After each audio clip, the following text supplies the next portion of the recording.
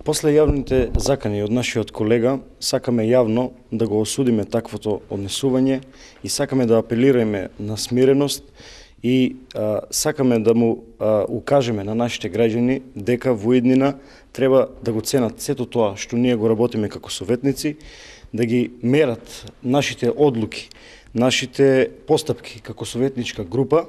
истовремено јавните закани кои што ги упати нашиот колега до нас едноставно представуваат еден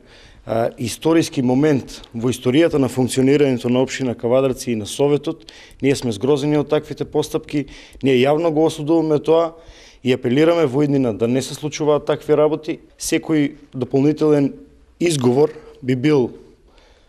одвише и едноставно мислам дека господинот Панчо Минов со сите тие постапки докажа на јавноста всушност каков е тој.